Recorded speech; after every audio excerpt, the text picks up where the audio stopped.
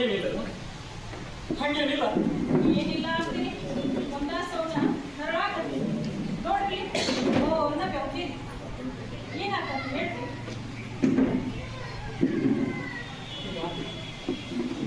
ಈ ರಾತ್ರಿ ಎಷ್ಟು ಗೌ ಅಂತದಲ್ಲ, ಒಳಗೋ ಹೊರಗೋ ಎರಡೂ ಕಡೆ ತಸ್ಲೀಮ್. ಮತ್ತ ನಾವು ಈ ಊರಿಗೆ ಬರಬಾರ್ದಿತ್ತು. ಅಲ್ಲ, ನಿಮ್ಮ ಶಾಗಿರ್ಗಳು ಊರ್ ತನಕ ಬಂದು ಕರೆದಾಗ ಮೊದಲ ಒಲ್ಲೆ ಆದ್ರಿ ಅದನ್ನಾರ ಗಟ್ಟಿಯಾಗಿ ಹಿಡಿದ್ರೆ ಬಹಳ ಆಗ್ರಹ ಮಾಡೋಣ ಹ್ಞೂ ಅಂತ ಬಂದ್ರಿ. ಈಗ ಅವ್ರಿಗೆ ಹೇಳಾಕ ಅಂತ ಏನಾದ್ರು ಅವ್ರ ಮನಸ್ಸು ನೋಯಿಸಬಾರ್ದು ಅಂತ ಹೂ ಅಂತೆ. ಆದ್ರ ಈಗ ನನ್ನ ಮನಸ್ಸು ಬೆಳಕು ಹಿಡಿಯೋದ್ರೊಳಗ ಒಂದು ನಡೀರಿ ಅಂತದಲ್ಲ. ಅದಕ್ಕೆ ಮನಸ್ಸಿಗೆ ಮಂಡ್ಯ ಅಂದಾರ ದೊಡ್ಡವರು. ಅವರು ನಿಮ್ಮ ಮಾನ್ಪಾನ್ ಮಾಡಾಕ ಊರೆಲ್ಲ ಸಿಂಗಾರ ಮಾಡ್ಯಾರ, 100 ಜೋಡಿ ಎತ್ತಿನ ಗಾಡಿ ತಯಾರು ಮಾಡ್ಯಾರ. ಅವ್ರಿಗೆ ಹೇಳ್ದ ಹೊಂಟ್ರ ಏನಾಗಿತ್ತು ಅಂತ ವಿಚಾರ ಮಾಡ್ರಿ. ಹಂಗಂತೇಳಿ ನನ್ನ ಮನಸ್ಸಿನ ವಿರುದ್ಧ ನಡ್ಕೋ ಅಂತೀನು ನೀನು? ಹಾಗೆ ಕೇಳಿದ್ರ ಮನಸ್ಸ ಮನುಷ್ಯನ ಖರೆ ಗೆಳೆಯನ ಅಲ್ಲ. ಒಂದೊಂದ್ಸಲ ದಾರಿ ತಪ್ಪಿಸ್ತದ, ಒಮ್ಮೊಮ್ಮೆ ದಾರಿನೂ ಬಿಡಿಸ್ತದ. ಇಷ್ಟೆಲ್ಲ ನಿಮ್ಮ ಶಿಷ್ಯರು ಯಾಕೆ ಸಲುವಾಗಿ ಮಾಡ್ಯಾರ ಹೇಳ್ರಿ? ನಮ್ಮ ಮೇಲಿನ ಪ್ರೀತಿ ಮತ್ತು ಭಕ್ತಿಯಿಂದ ಇರಬಹುದು.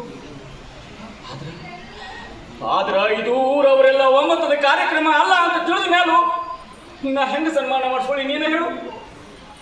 ಊರವರೆಲ್ಲ ಒಂದಾಗಿ ಮಾಡದಿದ್ರ ಇಷ್ಟೊಂದು ಉಮೇದಿ ಈ ಸಂಭ್ರಮ ಯಾಕೆ ಇರ್ತಿತ್ತು? ಅಲ್ಲ, ಅವರೆಲ್ಲ ನಿಮ್ಮ ಸಲುವಾಗಿ ಅಲ್ಲ ಇಷ್ಟೆಲ್ಲ ಸಂಭ್ರಮ ಮಾಡಿದ್ದು?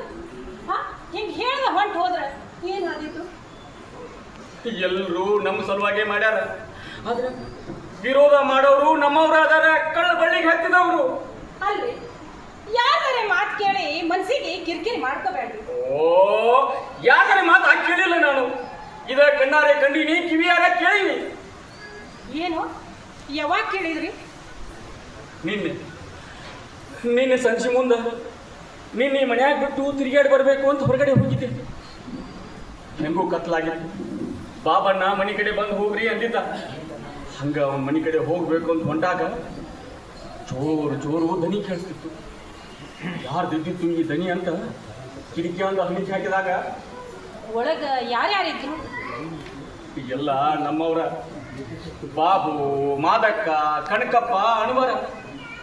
ಅವ್ರು ಯಾಕೆ ಬಾಯ್ ಮಾಡ್ತಿದ್ರು? ಅದಕ್ಕೂ ನಿಮಗೂ ಏನ್ ಸಂಬಂಧ ಅಂತ? ಓ, ಸಂಬಂಧ ಇಲ್ಲದ ಮಾತು ಕಟ್ಕೊಂಡು ನಾ ಯಾಕೆ ಸಂಬಂಧ ಕಟ್ಕೊಳ್ಳಿ ತಸ್ಲಿ? ಅವರು ನಮ್ಮ ಸಲುವಾಗಿ ಜಗಳ ಆಡ್ತಿದ್ರು. ನಿಮ್ಮ ಸಲುವಾಗಿ? ಅವ್ರೊಳಗ ನಿಮ್ಮ ತಾಯಾದಿಗಳು ಯಾರಿದ್ರು? ಅವರೆಲ್ಲ ನಿಮ್ಮ ಶಿಷ್ಯ ಅಲ್ಲ? ಕಣ್ಣು, ಕಿವಿ, ಮೂಗು, ಗಂಟ್ಲು, ನಾಲ್ಗಿ ಎಲ್ಲ ಒಂದ ದೇಹದಾಗಿರ್ತಾವ. ಆದ್ರ ವೇಳೆ ಬಂದಾಗ ಒಂದ್ರ ವಿರುದ್ಧ ಒಂದು ಆಡಿ ಹೇಳ್ತಾವ. ಹಂಗ ಇವರೆಲ್ಲ ಅಲ್ಲ, ಅದ್ರಾಗ ನಿಮ್ಮನ್ನ ವಿರೋಧ ಮಾಡೋರು ಯಾರಿದ್ರು? ಅವರೆಲ್ಲ ನಿಮ್ಮ ಶಿಷ್ಯ ಅಲ್ಲ? ಆ ವಿಷಯ ನೀನು ಹೇಳಿದ್ರ ಈಗಿಂದೀಗ ನಡೀರಿ ಅಂತಿದ್ದಿ. ಕಣ್ಣಾರೆ ಕಂಡಿದ್ರ, ಕಿವಿಯಾರೆ ಕೇಳಿದ್ರ, ಬೆಳಕೊಂಡುದ್ರಾಗ ಊರಿಗೆ ನಡೀರಿ ಅಂತಿದ್ದಿ. ಅಯ್ಯ ಶಿವನ, ಅಲ್ಲಿ ನಡಿಬಾರ್ದು ಅಂತಾದ್ ಏನ್ ನಡೀತು? ಅಂತಾದ್ ಏನಾರು ನಡೆದಿದ್ರ ಹೇಳ್ರಲ್ಲ. ಎತ್ತರವಾದ ದನಿ, ವಿತಂಡವಾದ ಕೇಳಿ ನನ್ನ ಮೈ ಎಲ್ಲ ಕಿವಿ ಆದ. ಹಂಗ ಕಿಟಕಿಯಿಂದ ಇಣುಕಿದಾಗ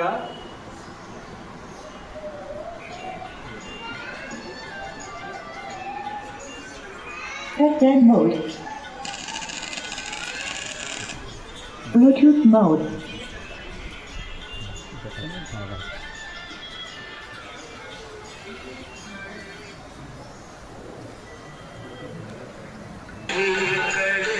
ದಯಮಾಡಿದ್ದಾರ ನೀವು ಗೋಕಾನು ಕೊಡ್ತಾರ, ನಿಮಗೂ ರೊಕ್ಕ ಹೆಚ್ಚಾಗಿದ್ರ ನಮ್ಮ ಸಮಾಜಕ್ಕೆ ಕೊಡಲ್ಲ. ನಾವು ಒಂದು ಮದರ್ಸಾ ಕಟ್ಟಿಸ್ತೀವಿ, ಇಲ್ಲ ಅಂದ್ರ ನಮಗ್ ಕೊಡ್ರಿ, ನಾವೊಂದು ಬೇರೆ ಗುಡಿ ಕಟ್ಟಿಸ್ತೀವಿ. ಏ ಅನ್ವರ ಖರೆ ಹೇಳು,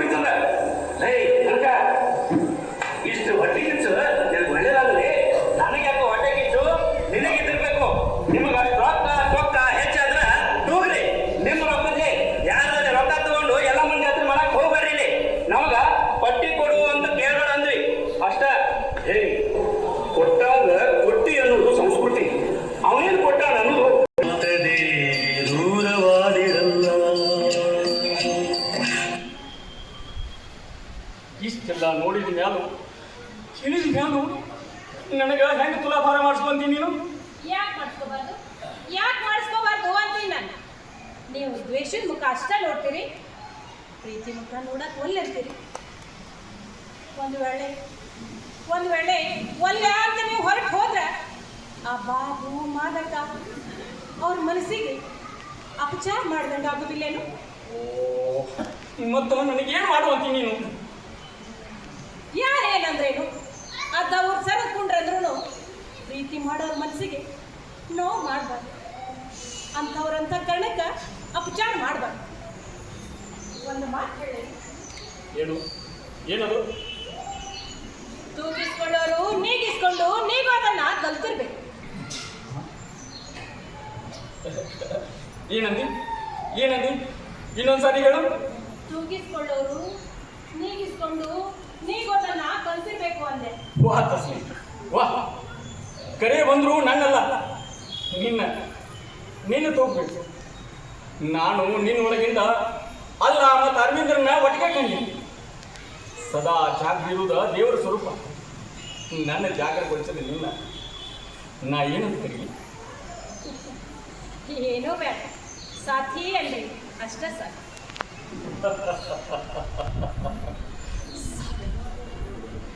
ಸಾಥಿ.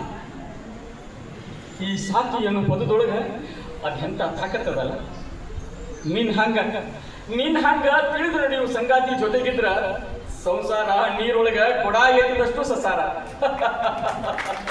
ನೀರೊಳಗ ಕೊಡ ಎತ್ತಿದಷ್ಟು ಸಸಾರ. ಅಲ್ಲ, ಎಲ್ಲ ಮರೆತ ಈಗರ ನಕ್ರಲ್ಲ, ಅಷ್ಟೇ ಸಾಕು. ಇನ್ನು ರಾತ್ರಿ ಭಾಳ ಮಾತು ಸಾಕು, ಮಲ್ಕೊಂಡು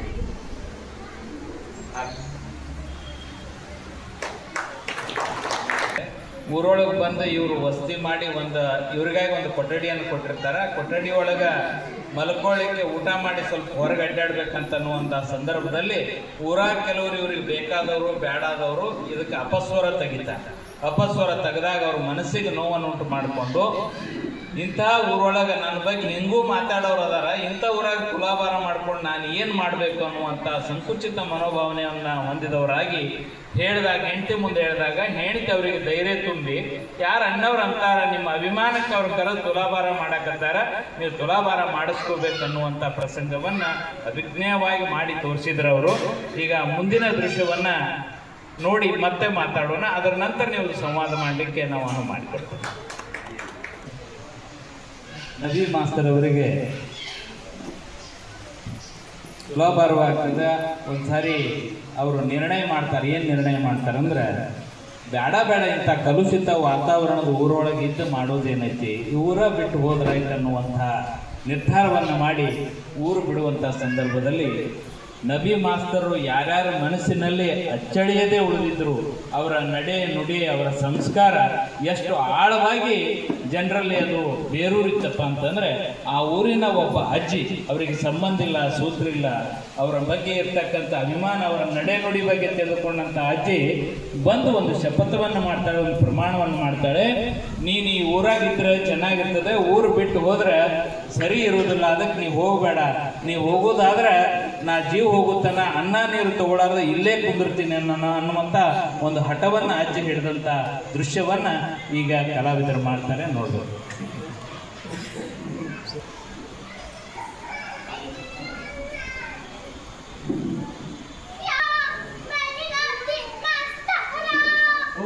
ಭಾಗವಾಯಿ ನೀವ್ಯಾಕೆ ಬರಕ್ ಹೋದ್ರಿ ಈ ತನಕ?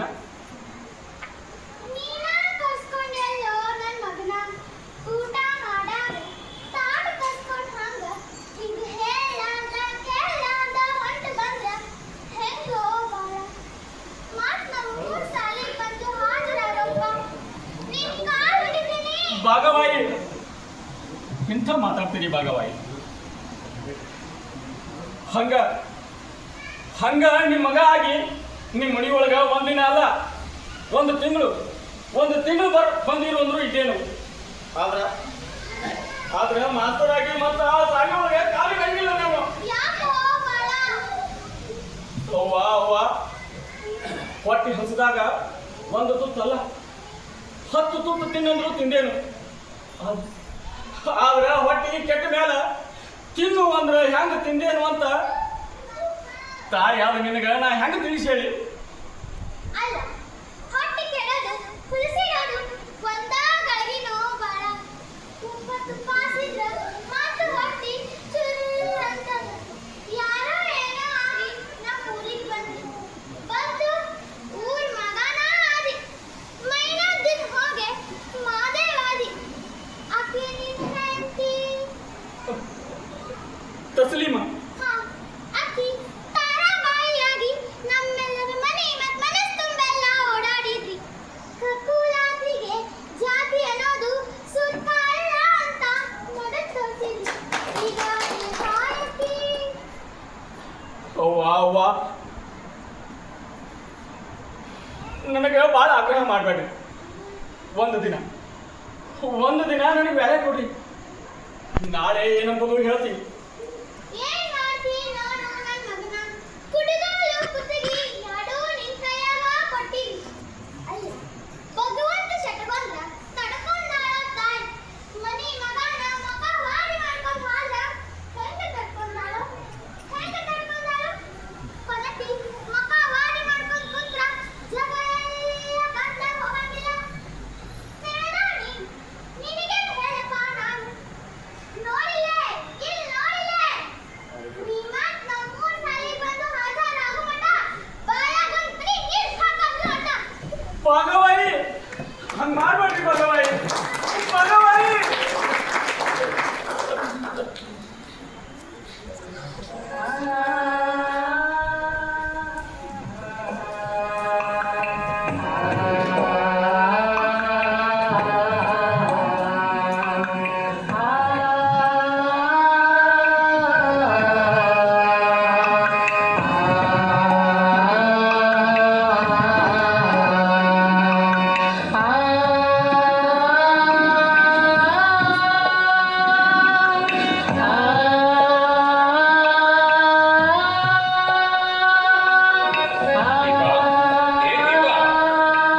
ಯಾರು? ನಾನು ಮಗಳೇ, ಭಗವಂತ, ಎಲ್ಲ ಜೀವಿಗಳ ತಂದೆ. ಓ, ನೀನಾ? ಏನ್ ತಂದಿ? ನೀ ಇಲ್ಲಿ ತನಕ ಬಂದಿ? ನನಗೆ ಬರಲಿಲ್ಲ. ನೀನು ಮತ್ತು ನಿನ್ನ ಬೆಳಕ ನಾನು ಇಲ್ಲಿ ಮಠ ಕರೆಸ್ಕೊಂಡ್ರಿ. ಅಲ್ಲ, ನೀ ಆ ಸೂರ್ಯನ ನೋಡಿಯಲ್ಲ? ನಾನು ಅವನ್ನ ನೋಡಿ, ಆದ್ರ ಅವ ನನ್ನ ನೋಡಿ. ಯಾಕಂದ್ರ ಅವ ಕತ್ತಲ ಬೀಜ ಬಿತ್ಕೊಂತ ಹೋದನೆಲ್ಲ ಅವನ ಹಿಂದಿಂದ ಹೋಗಕಿನ. ಅಂದ್ರೆ ಅವ ಹೋಗಾಕ ಒಲ್ಲೆ ಅನ್ನೋ ಜಾಗಕ್ಕೂ ನೀನು ಹೋಗ್ತಿ ಅಂದಂಗಾತು. ಹೌದು. ಅವನು ನರಕಕ್ಕೆ ಹೋಗಾಕ ಒಲ್ಲೆ ಅಂದ್ರೆ ನೀ ಅಲ್ಲಿಗೂ ಹೋಗ್ತಿದೆ. ಓಹೋ, ಈಗಿನ ಭಲೆ ಭಲೆ ದೀಪ, ಮೆಚ್ಚಿದೆ. ನಿನ್ನ ಜೀವನ ಪ್ರೀತಿ ಕಂಡು ಮೆಚ್ಚಿದೆ. ಬೇಕಾದ್ರೇನು ಕೊಡ್ತೀನಿ. ಬೇರೆ ಏನಾರ ಏನ್ ಕೇಳಿ ನನ್ನೊಳಗ ಬೆಳಕ ಪಟ್ಟಿ ಎಲ್ಲ ಅಷ್ಟು ಸಾಕು. ದೀಪ, ಹೋಗೋಣ ಹೋಗೋಣ, ನಿಲ್ಲು. ನೀನು ಬೇಡ ಅಂದಷ್ಟು ನನಗೆ ಕೊಡ್ಬೇಕು ಅನ್ನೋ ಹಂಬಲ ಹೆಚ್ಚಾಗೈತಿ. ಆಗೈತಿ ನೋಡು, ನಿನಗಾಗಿ ಅಲ್ಲ, ಈ ಕತ್ತಲ ಮಾಡು ಮಂದಿ ಸಲುವಾಗರೆ ಏನಾರ ಕೇಳೋ, ಕೊಟ್ಟು ಹೋಗ್ತೀನಿ. ಇದೇನಿದು ಭಗವಂತ? ಕೊಡು ಅಂತ ನಾನು ಹುಡ್ಸಿದ್ ನೀನಾ? ಬೇಡ ಆದಂಗ ಯಾರು ಕಾಪಾಡ್ಕೊಂಡು ಬರ್ತಾರೋ ಅವ್ರ ಮನಿ ಮತ್ತು ಮನದೊಳಗ ನಾನು ಇರ್ತೀನಿ ಅಂತ ನೀ ಹೋದಲ್ಲೆಲ್ಲ ಹೇಳ್ಕೊಂಡು ಬರೋ ಶಾಂತಿ ನಾನು ಆಗ್ತೀನಿ. ಆಯ್ತು, ನಿನ್ನ ಇಷ್ಟ ಅಂತ ಸಿಟಿ ಹಾಗೆ. ಅಡಗು ನಿನ್ನದೆ ಮುಳುಗದಿರಲಿ ಬದುಕು. ಎಂತ ಕಾಣಿಸಿದ್ದು? ಎಂತ ಕಾಣಿಸಿದ್ದು? ಹೌದು ಹೌದು, ಬೆಳಕಿದ್ದಲ್ಲೇ ನನಗೇನು ಕೆಲಸ? ನಾನು ಕತ್ತಲಿದ್ದಲ್ಲೇ ಇರಬೇಕು. ನಾನು ಮತ್ತ ಚಂದ್ರಿಗೆ ಹೋಗ್ತೀನಿ. ಚಂದ್ರ ಸಾಲಿಗೆ ಹೋಗಿ ಹಾಜರಾಗ್ತೀನಿ.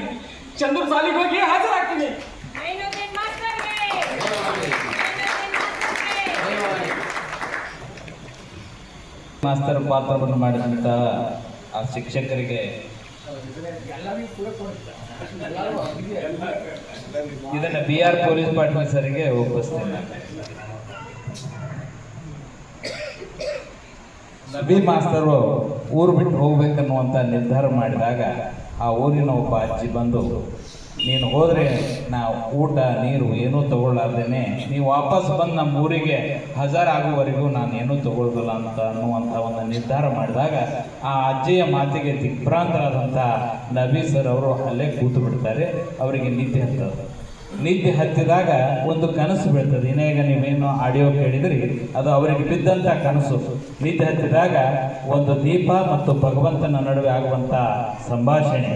ಆ ಸಂಭಾಷಣೆಯನ್ನು ಕೇಳಿದಂಥವರು ಅಜ್ಜಿಯ ಶಪಥ, ಆ ಅಜ್ಜಿಯ ಒಂದು ಅವರ ಮೇಲೆ ಹೇರಿದಂಥ ಒತ್ತಡ ಹಾಗೂ ಈ ಎರಡೂ ಕನಸುಗಳ ವಿಚಾರವನ್ನು ಅರ್ಥ ಮಾಡ್ಕೊಂಡಂಥ ನಬಿ ಮಾಸ್ತರು ವಾಪಸ್ ನನ್ನ ಕೆಲಸ ಇನ್ನೂ ಇದೆ, ಈ ಊರಲ್ಲಿರ್ತಕ್ಕಂಥ ಅನೇಕರನ್ನು ಸುಧಾರಣೆ ನಾನು ಮಾಡಬೇಕಾಗಿದೆ ಅನ್ನುವಂಥ ವಿಷಯವನ್ನು ತಿಳ್ಕೊಂಡು ವಾಪಸ್ ನಾನು ಆ ಚಂದೂರಿಗೆ ಹೋಗಿ ನಾನು ಆಗ್ತೀನಿ ಅನ್ನುವಂಥ ದೃಶ್ಯವನ್ನು ತಾವೆಲ್ಲದರೂ ನೋಡಿದ್ರಿ. ಇಲ್ಲೇ BR ಪೊಲೀಸ್ ಪಾಟೀಲ್ ಸರು ಈ ಹಲಸಂಗಿಯಲ್ಲಿ ನಡೆದಂಥ ಈ ತುಲಾಭಾರದ ಘಟನೆಯನ್ನು ಕಣ್ಣಾರೆ ಕಂಡು ಬರೆದಂಥ ಈ ನಾಟಕ, ಅವರು ಅವತ್ತು ಆ ಸನ್ನಿವೇಶ ನಡೆಯುವಾಗ BR ಪೊಲೀಸ್ ಪಾಟೀಲರು ಪ್ರಸ್ತುತವಾಗಿದ್ದು ಈ ಘಟನೆಯನ್ನು ನೋಡಿ ನಾಟಕವಾಗಿ ಹೆಣೆದಿದ್ದಾರೆ. ಮುಂದಿನ ಪ್ರಸಂಗ ಎಷ್ಟು ಸುಂದರವಾಗಿರ್ತದೆ ಅನ್ನೋದನ್ನು ತಾವು ನೋಡಿದ ಮೇಲೆ ಮತ್ತೆ ನಾವು ಅದನ್ನು ಮಾತಾಡ್ತೀವಿ. ನಮ್ಮ ರಘುಕವಿ ಬನಹಟ್ಟಿಯ ಶಿಕ್ಷಕ ಬಂಧುಗಳು ವಾತ್ಸಲ್ಯ ವಿಚಾರ ವೇದಿಕೆಯ ಬ್ಯಾನರ್ನಲ್ಲಿ ಈ ನಾಟಕವನ್ನು ಅಭಿನಯಿಸಿದರು. ಗೋವಾದಲ್ಲಿ ಈ ನಾಟಕ ಅಭಿನಯಿಸಿದಾಗ ಪಂಡಿತರಾದ ಶಿವಾಚಾರ್ಯ ಸ್ವಾಮಿ ಭಾಳ ದೊಡ್ಡ ಸರ್ಟಿಫಿಕೇಟ್ ಅದು. ರಂಗಕಲೆ ಅನ್ನೋದು ಎಲ್ಲರಿಗೂ ಬರೋದಿಲ್ಲ, ಕೆಲವರನ್ನು ಮಾತ್ರ ಈ ರಂಗಕಲೆ ಆಯ್ಕೆ ಮಾಡ್ಕೊಂಡು ತಮ್ಮ ಪರಿಚಯ ಸುಪ್ರಿಯಾ ಕೋಳಿ 7ನೇ ತರಗತಿ. ನಜೀರ್ ಅಹಮದ್ ಹುಣಸಾಳ್, ನಾನು ಈಗ ಪ್ರೈಮರಿ ಸ್ಕೂಲ್ ಟೀಚರ್ ಇದ್ದೆ, ನಿನ್ನೆ ರಿಟೈರ್ಡ್ ಆಗಿದ್ದೀನಿ. ಧನ್ಯವಾದಗಳು. ನನ್ನ ಹೆಸರು ಮುಖಪ್ಪ ಕಲ್ಲಪತಿಲಿ ಅಂತೇಳಿ, ಹೊಸೂರು. ನಮ್ಮ ಗುರುಗಳು ಸಿದ್ದರಾಜ ಪೂಜಾರಿ ಸರು, ನಾನು ಕಲಿಸಿದ ಗುರುಗಳು ಬದಾಮಿ ಸರು ಎಲ್ಲ ಇಲ್ಲೇ ಅದಾರ. ದುಬ್ಬಾಳಿ ಸರು ನಾನು ಕಲಿಸಿದ ಗುರುಗಳೇ. ನನ್ನ ಕಲಿಸಿದ ಗುರುಗಳು ಭಾಳಷ್ಟು ಜನ ಇಲ್ಲೇ ಇರೋದ್ರಿಂದ ನಿಮ್ಮ ಮುಂದೆ ಪರ್ಫಾರ್ಮೆನ್ಸ್ ಮಾಡೋದು ನನಗೂ ಭಾಳಷ್ಟು ಖುಷಿ ಅನಿಸ್ತದೆ. ಇದು ನನಗೆ ಬಂದದ್ದು ನಮ್ಮ ತಂದೆಯಿಂದ ಬಂದಂಥ ಕಾಣಿಕೆ. ಕಲ್ಲಪ್ಪ ತೇಲಿ ಅಂತೇಳಿ ಹೊಸೂರಾಗ ಬಯಲಾಟ ಕಲಾವಿದರು, ಅವ್ರ ಮಗ ನಾನು. ಇದೊಂದೇನೋ ಅದೇನೋ ಹೂವಿನ ಜೊತೆ ನಾರು ಸ್ವರ್ಗ ಸೇರ್ತದಂತ ಪಾಟೀಲ್ ಸರ್ ಜೊತೆ ಸೇರಿಕೊಂಡು ನಾವು ಹಾಗೆ ಸ್ವರ್ಗಕ್ಕೆ ಹೊಂಟೀವಿ ಅಂತ ನಮಗೂ ಖುಷಿ ಆಗ್ಲಿಕ್ಕತ್ತದೆ. ನಮ್ಗೆ ಅನಿಸ್ತದೆ ನಾವು ಎಷ್ಟು ಹಾಳು ಮಾಡ್ಕೊಂಡು ಈ ಜೀವನ ಅಂತೇಳಿ. ಇಂಥದ್ದೊಂದು ಮುತ್ತುರತ್ನ ನಮ್ಮಲ್ಲಿ ಇದ್ದಾಗ ನಾವು ಅವ್ರನ್ನ ಸರಿಯಾಗಿ ಬಳಕೆ ಮಾಡ್ಕೊಳ್ಳಿಲ್ಲ ಅಂತ ದುಃಖ ಆಗ್ತದೆ. ಈಗಾದರೂ ಇಷ್ಟಾದರೂ ನಮಗೆ ಸಿಕ್ಕದಲ್ಲ, ಅದು ನಮ್ಮ ಪುಣ್ಯ. ಅಂಥ ಗುರುಗಳ ಮಾರ್ಗದರ್ಶನದಲ್ಲಿ ಇಂತಿಂಥ ಇನ್ನೂ ಒಳ್ಳೆ ನಾಟಕಗಳು ಬರಲಿ, ನಿಮ್ಮೆಲ್ಲ ಪ್ರೋತ್ಸಾಹ ಇರಲಿ ಅಂತ ಹೇಳಿ ನಾನು ನಿಮಗೆ ವಿನಂತಿ ಮಾಡ್ಕೊತೀನಿ. ನಮಸ್ಕಾರ. ಇಲ್ಲಿ ನೆರೆದಿರ್ತಕ್ಕಂಥ ಎಲ್ಲರ ಪಾತ್ರ ಪದ್ಮಕ್ಕೆ ನನ್ನ ನಮಸ್ಕಾರಗಳು. ನನ್ನ ಹೆಸರು ಸಂತೋಷಿಮಾ ರಾಮದುರ್ಗ್ ಅಂತ ಹೇಳಿ, ನಾನು ಯರಗಟ್ಟಿ ಶಾಲೆಯಲ್ಲಿ ಸಹಶಿಕ್ಷಕಿಯಾಗಿ ಕೆಲಸ ನಿರ್ವಹಿಸ್ತಾ ಇದ್ದೀನಿ. ತಮ್ಮೆಲ್ಲರ ಆಶೀರ್ವಾದ, ಗುರುಗಳ ಮಾರ್ಗದರ್ಶನ, ನಾನೀಗ ಈ ಒಂದು ನಾಟಕ ರಂಗದಲ್ಲಿ ಹುಟ್ಟಿದ್ದೀನಿ. ಇನ್ಮೇಲೆ ತಪ್ಪು ಹೆಜ್ಜೆ ಇಡಬೇಕಾಗಿದೆ. ನೀವೆಲ್ಲರೂ ಕೈ ಹಿಡಿದು ನಡೆಸಿದ್ರೆ ನಾನು ಸ್ವಲ್ಪ ನಡೆದಾಡ್ಬೋದು. ಅದಕ್ಕೆ ನಮ್ಮ ಗುರುಗಳ ಆಶೀರ್ವಾದ ಬೇಕು. ಧನ್ಯವಾದಗಳು. ಎಲ್ಲರಿಗೂ ನಮಸ್ಕಾರ. ಚಿರಂಜೀವಿ ರೋಡ್ಕರ್ ಅಂತ ಬನಹಟ್ಟಿ ಸದಾಶಿವನಗರ ಶಾಲೆಯಲ್ಲಿ ಶಿಕ್ಷಕರಾಗಿ ಸೇವೆ ಸಲ್ಲಿಸ್ತಾ ಇದ್ದೀನಿ. ಧನ್ಯವಾದಗಳು. ನಾನು ಮಹಂತೇಶ್ ಸುರ್ಗಾವಿ ಅಂತೇಳಿ GMPS ಯರಗಟ್ಟಿ ಶಾಲೆಯಲ್ಲಿ ಸಹಶಿಕ್ಷಕರಾಗಿ ಸೇವೆಯನ್ನು ಸಲ್ಲಿಸ್ತಾ ಇದ್ದೇನೆ. ಎಲ್ಲರಿಗೂ ಧನ್ಯವಾದ. ಎಲ್ಲರಿಗೂ ನಮಸ್ಕಾರ. ನಾನು ಚಿನ್ನಪ್ಪ ಕರ್ಲಟ್ಟಿ ಅಂತ ಸರ್ಕಾರಿ ಪ್ರೌಢಶಾಲೆ ಹೊಸರೊಳಗೆ ಶಿಕ್ಷಕನಾಗಿ ಕಾರ್ಯನಿರ್ವಹಿಸ್ತಾ ಇದ್ದೀನಿ. ಈ ಒಂದು ನಾಟಕದಲ್ಲಿ ಶಿವಲಿಂಗಯ್ಯ ಒಂದು ಹಿರಿಯರ ಪಾತ್ರವನ್ನು ನಿರ್ವಹಿಸಿದ್ದೀನಿ. ಧನ್ಯವಾದಗಳು. ನಾವು ಚಂದ್ರಶೇಖರ ಕಡಪ ಶೆಟ್ಟಿ ಅಂತ ಹೇಳಿ ಹೊನ್ನಾಟಿರಿ. ನಾನು ಒಂದು ಚಿಕ್ಕ ಸೊಸೈಟಿಯಲ್ಲಿ ಕೆಲಸ ಮಾಡಿಕೊಂಡು, ಹಾಗೂ ಈ ಏನಾರ ನಮ್ಮ ಟೀಮ್ ಇದ್ರೂ ಇವ್ರು ಎಲ್ಲೇ ಹೋದ್ರು ಬಿಟ್ಟರು ಅವ್ರು ಕರ್ಕೊಂಡು ಬರೋದು ಎಲ್ಲ ಜವಾಬ್ದಾರಿ ನನ್ನ ಮೇಲೆ ಐತಿ. ನಾನು ಭಾಳ ಸಣ್ಣಾಗಿದ್ದಾಗ ಒಂದು ನಾಟಕ ಮಾಡ್ಬೇಕಂತ ಮಾಡೀನಿ. ಏನೋ ನಮ್ಮ ಸರ್ ಪುಣ್ಯದಿಂದ ಸರ್ ಜೊತೆ ಎಲ್ಲರೂ ಹೋದಾಗ ಬಂದಾಗ ಮಾಡಿ ಒಂದು ಪಾಠ ಕೊಡ್ತು ಮಾಡ್ತೀನಪ್ಪ ಅಂದಿದ್ದಕ್ಕೆ ನಾನು ಜವಾಬ್ದಾರಿ ಪೂರ ಹೊತ್ತಂಗೆ ಆಗ್ತೈತೆ ನನಗೆ. ಇದು ನಾನು ಬಿಟ್ಟು ಇರಾಕ್ ಮನಸ್ಸಾಗತ್ತು. ಇವತ್ತು ನಮ್ಮ ಅಣ್ಣ ಇದ್ದಿದ್ರು ನಾವು ಬಿಟ್ಟು ಬಂದೇನು ರೀ. ಆದ್ರೆ ಇನ್ನೂ ಒಂದು ಪಾಠ ಹಾಕಬೇಕಾಗಿತ್ತು ಸರ್ ಅಂದ್ರೆ ನನಗೆ ಬೆಳಿಗ್ಗೆ ಹಿಂಗಾಗಿತ್ತಪ್ಪ, ನಿಮ್ದೊಂದು ಸಮಸ್ಯೆ ಆಗಿತ್ತು ಇರುವಂತಕ್ಕ ಫಂಕ್ಷನ್ ಕರೆ ಬಾ ಅಂದ್ರೆ ಅದಕ್ಕೆ ನಾನು ಮತ್ತೆ ಓಡಿ ಬಂದೆ. ಅವ್ರಿಗೂ ನನಗೆ ಸಿಕ್ಕೈತೆ ಅವಕಾಶ ಇದೆ, ನಮ್ಮ ಪುಣ್ಯ ಅಂತೀವಿ ನಾವು. ಇಲ್ಲಿ ಇವರು ಮಾಡಿದ ಅಭಿನಯವನ್ನು ಮೆಚ್ಚಿಕೊಂಡು 200 ರೂಪಾಯಿಯನ್ನು ಕೊಟ್ಟಿದ್ದಾರೆ ಹಿರಿಯರು. ಇದನ್ನು ಎಲ್ಲರಿಗಿಂತ ಹಿರಿಯ ಕಲಾವಿದರಿಗೆ ಕೊಡಬೇಕು. ಅದಕ್ಕೆ ನಾವು ಆಯ್ಕೆ ಮಾಡೋದು ಸುಪ್ರಿಯಾ. ಸುಪ್ರಿಯಾ ಬಂದಿದ್ದನ್ನು ಸ್ವೀಕಾರ ಮಾಡಿ. 7ನೇ ವರ್ಗದ ವಿದ್ಯಾರ್ಥಿನಿ ಒಬ್ಬ ಅಜ್ಜಿಯ ಪಾತ್ರವನ್ನು ಎಷ್ಟು ಅದ್ಭುತವಾಗಿ ಅಭಿನಯಿಸಿದ್ಲು ಅಂದರೆ, ಈ ಪಾತ್ರಕ್ಕೆ ಬೇರೆಯವ್ರನ್ನ ಆಯ್ಕೆ ಮಾಡಿದ್ದೀವಿ ನಾವು. ನಾಳೆ ನಾಟಕ ಅದ ಅಂದರೆ ಇವತ್ತು ಅವ್ರ ಮನೆಯೊಳಗೆ ನೀನು ಕಳಿಸೋದಿಲ್ಲ ಅಂದರು. ಈ ಪಾತ್ರ ಯಾರು ಮಾಡಬೇಕು ಅನ್ನೋ ಸಂದಿಗ್ಧ ಸ್ಥಿತಿ ನಮಗಿತ್ತು. ಯಾರು ಮಾಡಬೇಕು ಅಂದ್ರೆ ನಾ ಮಾಡಲೇನ್ರಿ ಅಂತ ಬಂದ್ಲು. ಅವಳಿಗೆ ತಾನಾಗೆ ನಾ ಮಾಡಲೇನ್ರಿ ಅಂತ ಬಂದ್ಲು. ಆ ಡೈಲಾಗ್ಸ್ ಕೇಳಿ ಕೇಳಿ ಕೇಳಿ ಎಷ್ಟು ಆಕೆ ಮನನ ಮಾಡ್ಕೊಂಡಿದ್ಲು ಅಂದ್ರೆ, ಒಂದು ಮಾತು ತಪ್ಪದೆ ಆ ಕ್ಷಣನೇ ಆಕೆ ಹೇಳಿದ್ಲು, ನಾಳೆ ನಮ್ಮ ನಾಟಕ ಯಶಸ್ವಿ ಆಗ್ತದೆ ಅಂತ ನಮಗೆ ಭರವಸೆ ಆಗಿದೆ. ಇದು ನೀವು ಯಾರ ಕಡೆಯಿಂದ ಮಾಡಿಸ್ಬೇಕು ಅಂತ ಅನ್ನೋದ್ರೊಳಗೆ ಗೋವಾಕ್ಕೆ ಇವರು ಬಂದಿದ್ರು, ನಿರ್ಮಲಾ ಎಲಿಗಾರ್ ಅಂತೇಳಿ ದೂರದರ್ಶನದ ನಿರ್ದೇಶಕರಿದ್ದರು. ನಾನು ಮಾಡಲೇನ್ರಿ ಅಂತ ಅಂದ್ರೆ ಅವರು ಮಾಡ್ರಿ ಅಂತ ಅವ್ರಿಗೆ ಕೊಟ್ಟಿವಿ. 4 ತಾಸು ರಿಹರ್ಸಲ್ ಮಾಡಿ ಮಾಡಿ ಮಾಡಿ ಅವ್ರು ಬಂದು ಮಾಡಿದ್ರು. ಆ ನಂತರ ಈ ಹುಡುಗಿನ ಕರೆದು ಆಕಿನೂ ಮಾಡ್ತಾಳ ನೋಡ್ರಿ ಅಂಥೇಳಿ ಹೇಳಿದ್ವಿ. ಈಕೆ ಆ ರಿಹರ್ಸಲ್ ಮಾಡೋದನ್ನು ನೋಡಿ ಕೈ ಮುಗಿದು ಹೇಳಿದ್ರು ಅವರು, ನನಗೆ ನಿನ್ನ ಸೋಲಿಸೋದು ಆಗಂಗಿಲ್ಲವ, ನೀನೇ ಮಾಡೋದು ಒಳ್ಳೆಯದು ಅಂತ ಈಕೆಗೆ ಬಿಟ್ಟು ಕೊಟ್ಟರು. ನಾಟಕ ಅಂದರೆ ಕೇವಲ ಅದು ಒಂದು ಕಲೆ ಅಲ್ಲ, ನಾಟಕ ಅಂದರೆ ಜೀವನ. ಬದುಕೋದು ಹೇಗೆ ಅಂತ ಅನ್ನೋದನ್ನು ಇದು ಕಲಿಸ್ತದೆ ಅಂತ ಹೇಳಿ ನಾನು ತಿಳ್ಕೊಂಡೇನೆ. 60 ವರ್ಷಗಳಿಂದ ನನ್ನ 11ನೇ ವಯಸ್ಸಿನಿಂದ ರಂಗಭೂಮಿ ಸೇವೆ ಮಾಡ್ತಾ ಬಂದವ ನಾನು. ನನ್ನ 11ನೇ ವಯಸ್ಸಿನಲ್ಲಿ ನಾನು ನಾಟಕ ಮತ್ತು ದೊಡ್ಡಾಟ ಇವನ್ನೆಲ್ಲ ನೋಡಿ ನೋಡಿ ದ್ರೌಪದಿ ವಸ್ತ್ರಾಪಹರಣ ಅನ್ನುವಂಥ ಒಂದು ದೊಡ್ಡಾಟ ಪ್ರಸಂಗವನ್ನು ಬರೆದಿದ್ದೆ 11ನೇ ವಯಸ್ಸಿನ 6ನೇ ಕ್ಲಾಸ್ನಲ್ಲಿದ್ದಾಗ. ಆವಾಗಲೇ ಪೌರ್ಣಮಿಯ ಚಂದ್ರ ಅನ್ನುವಂಥ ಒಂದು ನಾಟಕವನ್ನು ಬರೆದಿದ್ದೆ. ಅವೆಲ್ಲ ಅನುಕರಣೆ, ಸ್ವತಂತ್ರವಾಗಿ ನಾನು ಅದನ್ನು ಬರೆದೆ ಅಂತ ಹೇಳೋಕ್ಕಾಗಲ್ಲ, ಅನುಕರಣೆ ಕೇಳಿ ಕೇಳಿ ಕೇಳಿ ನಾನು ಬರೆದದ್ದು. ಅದು ಇಷ್ಟು ವರ್ಷಗಳ ನನ್ನ ಅನುಭವ ನನಗೇನು ಕಲಿಸ್ತು ಅಂದರೆ, drama is A manifold activity where the playwright unfolds life artistically. The actors and actresses present it lively and effectively on the stage. The director adds his or her own skill to make it more interesting. The backstage artists add their mind to make it more lively, and the mass reacts accordingly. ಅಂದರೆ ನಾಟಕಕಾರ, ನಟವರ್ಗ,